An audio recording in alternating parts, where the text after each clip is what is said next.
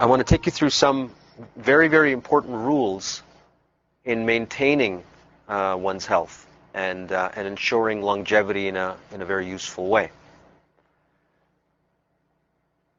This idea of flow is a central idea in Eastern medicine, particularly.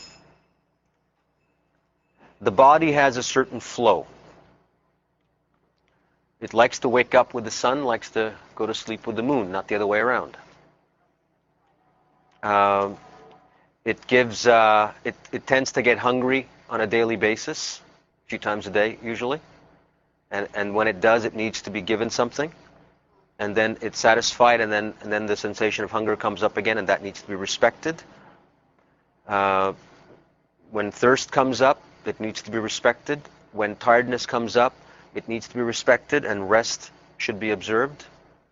So there's a certain flow that the body has. From the point of view of modern molecular understanding, there's a cyclical flow of hormonal substances in the body.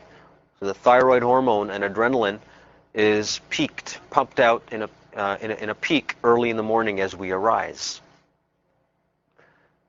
So, for instance, people that might have taken thyroid medication, thyroid hormone, they would have been instructed to take it as a single dose in the morning because it matches what the body does. So it's not to be taken 3 times a day after meals or at nighttime. It's prescribed to match what the body's natural flow is as close as possible. There are other flows. There are flows to urinate. There are flows to pass gas, flows to laugh, to cry, and to cough, to sneeze, to yawn, to urinate, to defecate. These are all flows that naturally exist. And to the extent that these flows are not suppressed and allowed to go on, to that extent the flows will remain. Flows can be suppressed, and they're suppressed because the rhythm of the body doesn't suit the rhythm of the mind. The mind, with its particular education, with its particular enculturation, its particular modesty in certain things. So the mind and body are going at each other and not always in harmony.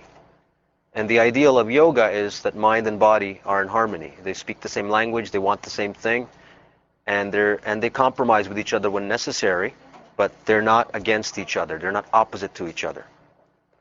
So whosoever doesn't have their mind operating in a way different than what the body would like will maintain their health.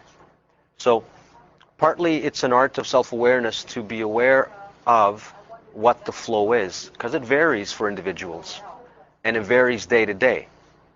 So it's useful to have certain rules, such as 8 glasses of water, but really that's not quite right. It's best to know when you're thirsty and you drink when you're thirsty. That is good enough. There's lots of theories on what kind of diet is best for everyone. That doesn't work. It's best to discern through self-awareness what it is that works here for oneself at any given time.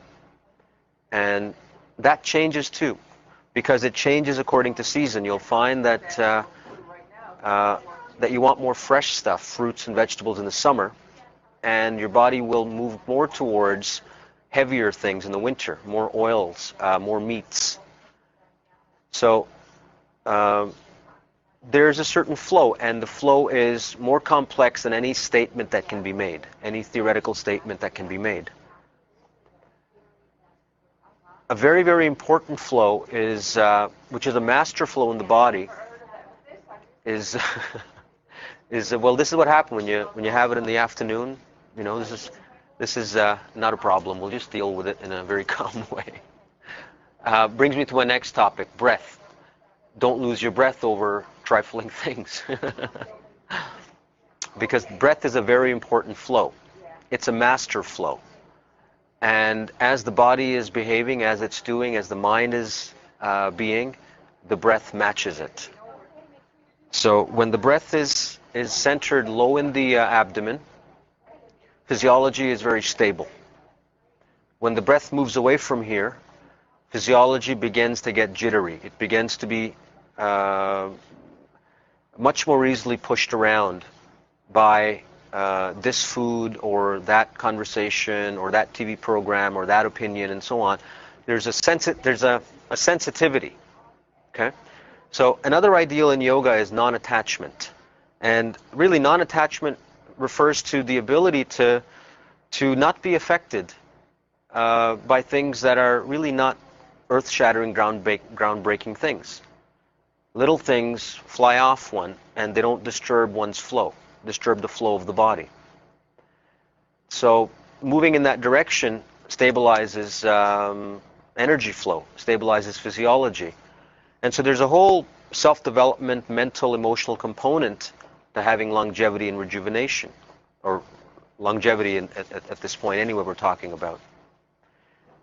So the concept of flow is very, very important. In yoga and other approaches to self that try to integrate body, breath, and mind,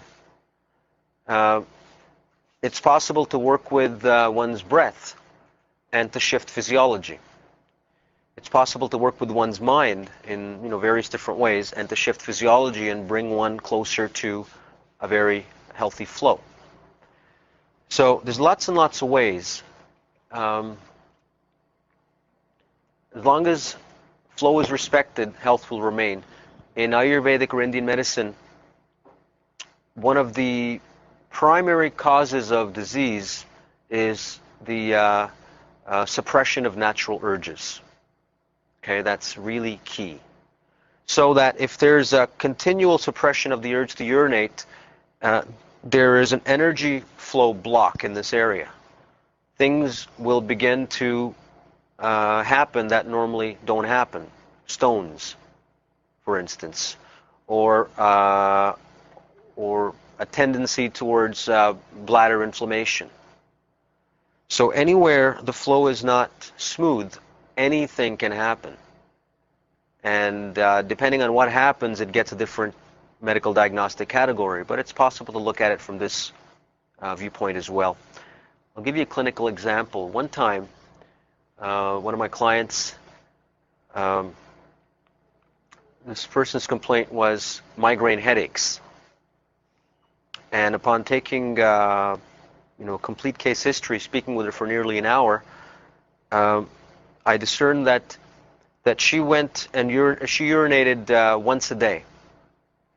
And I asked her why that was, and she said that I don't like to go during work, so I just hold it all day. And when I come home, I urinate once, and that's all I need to do. So I asked her to stop doing it that way and just go when time arose, and her migraines disappeared. Okay, so this idea of suppression of natural urges is very, very important. Anytime natural urges are suppressed, energy flow changes. In fact, what you're doing is you're telling the body that how it usually is not the way you want it, and so it becomes different.